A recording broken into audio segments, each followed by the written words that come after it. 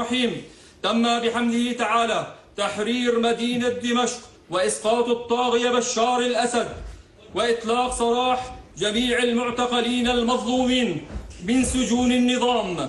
إن غرفة عمليات فتح دمشق تهيب بالإخوة المجاهدين والمواطنين. Tribuners, dunia saat ini sedang tidak baik-baik saja. Perang Ukraina sudah memasuki tahun ketiga. Serbuan Israel ke jalur Gaza telah merenggut puluhan ribu nyawa penduduk Palestina. Kehancuran fisik serta hilangnya nyawa manusia di berbagai medan konflik dunia telah mencapai jumlah yang sangat menyedihkan. Perlawanan terus terjadi di Yaman, Suriah, Iran, Irak, dan banyak spot konflik lain di benua Asia maupun Afrika.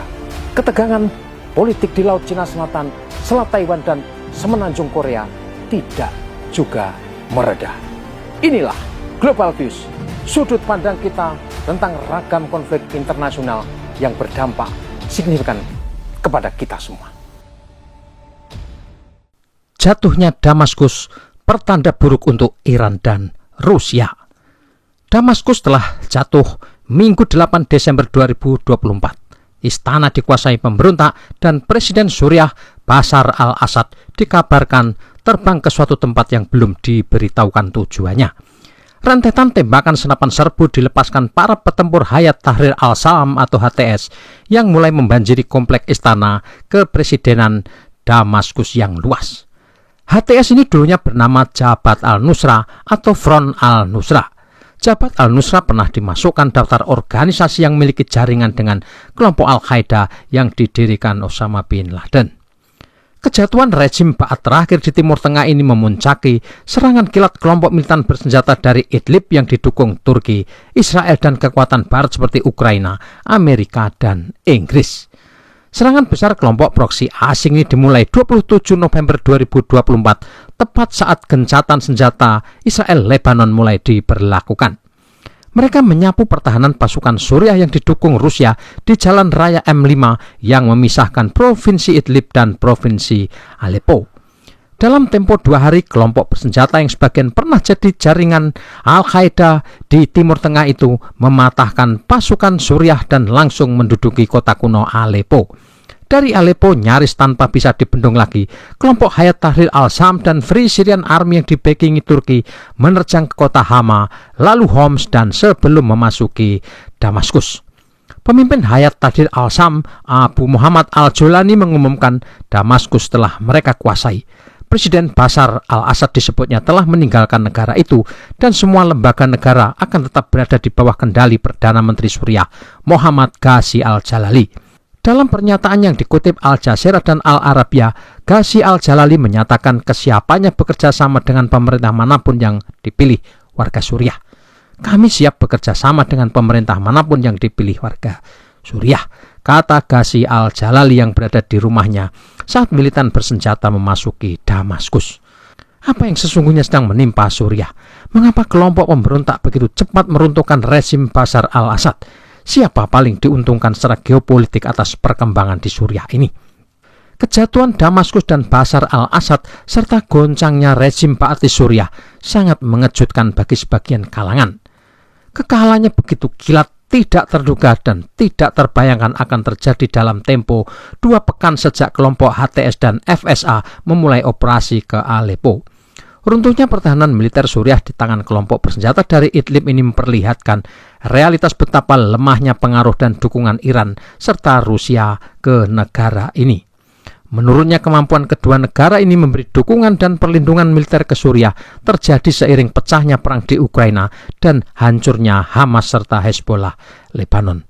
Pos-pos serta instalasi militer Iran di Suriah yang selama ini jadi pijakan menuju Lebanon dan jalur Gaza juga berantakan setelah berulang kali mendapatkan serangan menghancurkan dari Israel. Rusia pun mengurangi kehadiran armada militernya di pangkalan laut Tartus dan pangkalan udara Hmeimim karena dikerahkan ke Ukraina. Sementara pasukan Suriah atau yang kerap disebut pasukan Arab Suriah mengalami kemerosotan kemampuan akibat perang melelahkan selama bertahun-tahun. Perang yang terjadi di Suriah telah menguras kemampuan ekonomi, merusak mental tempur, dan melemahkan spirit militer di semua lini. Di tangan Presiden Bashar al-Assad, Suriah menderita kerugian luar biasa ketika negara Islam Irak dan Suriah atau ISIS memulai kampanye kejamnya dari Mosul, Irak. Kelompok ini menyapu daratan Irak Utara dan memasuki Suriah lewat Irak maupun Turki. Mereka mendirikan ibu kota kekhalifahan ISIS di kota Raqqa, Suriah Utara. Di saat bersamaan bermunculan kelompok bersenjata yang ingin mendongkel Bashar al-Assad. Ini kelompok proksi yang didanai Turki, Saudi, Emirat Arab, dan didukung kekuatan barat lain termasuk Israel.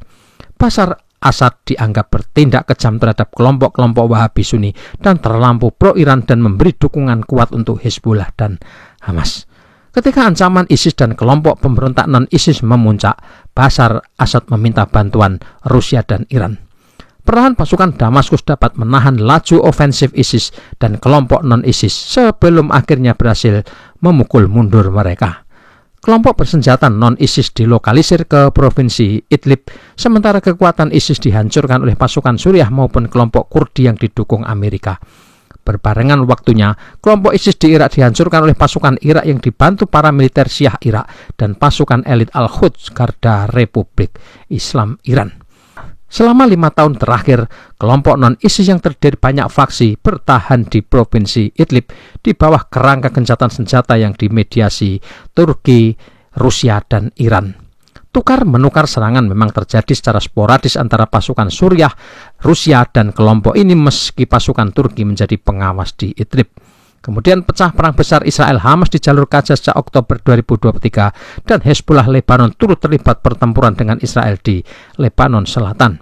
Kelompok-kelompok bersenjata di provinsi Idlib ini berdiam diri. Mereka tidak membantu atau membela warga Palestina dan Lebanon yang digempur habis-habisan oleh Israel. Hingga momentum itu tiba pada 27 November 2024. Seperti dirancang secara cermat saat Hamas dan Hezbollah melemah dan perang di Lebanon perlahan mereda, kelompok Idlib ini membuat gempar. Mulai hari ini, situasi dan posisi Suriah di Timur Tengah mulai berubah. Jatuhnya Damaskus dan Bashar Assad membuat geopolitik kawasan ini perlahan akan semakin menguntungkan Israel. Bahkan mungkin pada saatnya ancaman keamanan terhadap Israel akan mencapai titik nol atau tidak ada sama sekali. Jaringan Iran mungkin akan diputus, Rusia akan meninggalkan Suriah, dan seperti fakta yang sudah banyak diketahui umum, kelompok yang berkuasa akan kooperatif terhadap Israel. Rejim baru yang disokong Turki dan akan memimpin Suriah berpotensi menghilangkan segala ancaman yang selama ini paling dikhawatirkan oleh Israel. Jika peta politiknya seperti ini, kejatuhan Bashar al-Assad memang memberi perubahan signifikan atas geopolitik Timur Tengah dan ini sangat tidak terduga. Kekuatan yang merancang secara cermat tsunami politik di Suriah ini jelas sangat kuat, jeli dan memiliki kalkulasi yang sangat akurat terhadap momentum. 3 kekuatan intelijen terkemuka, CIA, MI6 dan Mossad mempunyai kontribusi besar atas kisah sukses pendongkelan rejim di Suriah ini. Sementara posisi Turki di bawah Presiden Tayyip Erdogan seperti biasa terampil memainkan permainan ganda. Secara retoris, Ankara mendukung Palestina yang bebas genosida dan berdaulat. Tapi dalam prakteknya, Turki mendukung dan mendanai kelompok jihadis di Idlib, Suriah. Mereka turut memfasilitasi pelatihan taktik perang drone oleh intelijen Ukraina yang mendapatkan pendanaan dari Qatar. Dalam konteks perjuangan Palestina yang dipersekusi secara kejam oleh Israel, jika kelompok militan Idlib adalah pejuang Islam, mereka seharusnya berbaris masuk ke Gaza atau Lebanon guna membela rakyat Palestina. Tapi itu tidak terjadi.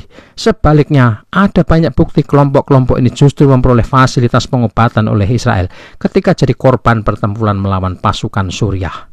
Sementara rejim Bashar Assad yang mereka musuhi sampai tulang sumsum, faktanya selama bertahun-tahun telah menampung ribuan pengungsi Palestina.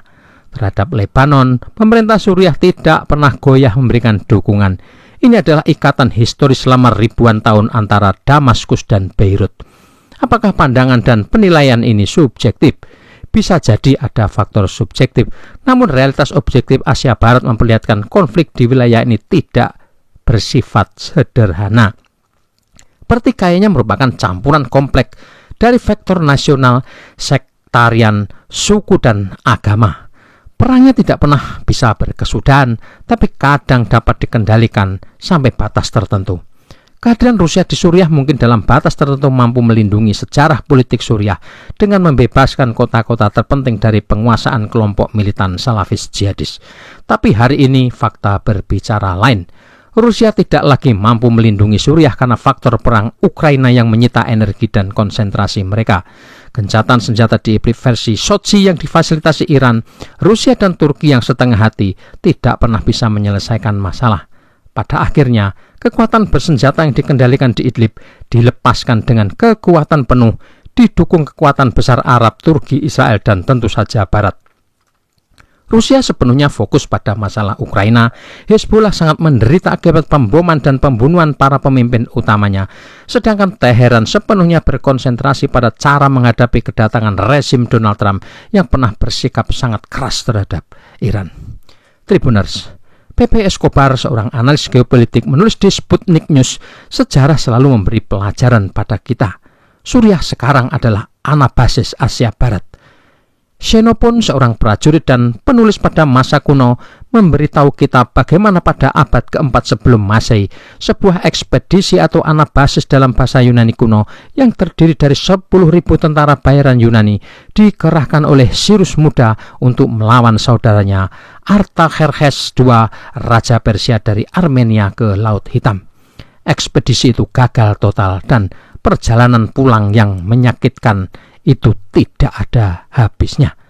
2400 tahun kemudian, kita melihat pemerintah, tentara dan tentara bayaran masih terjun ke dalam perang di Asia Barat yang semakin sulit. Suriah kini lelah, terkuras dan militernya terlena oleh situasi perang yang telah lama terhenti sejak 2020. Jatuhnya Damaskus dan terjungkalnya Bashar al-Assad adalah sebuah keniscayaan dan sesuatu yang tidak bisa dibendung lagi. Tidak ada yang dapat mengalahkan Hydra hegemonik yang kejam hanya dengan kekuatan bunga, dan Israel kini menjadi pihak yang paling berbunga-bunga atas perubahan rezim di Suriah. Satu ancaman paling mematikan yang ditakuti mereka selama berpuluh-puluh tahun kini telah bisa dijinakkan.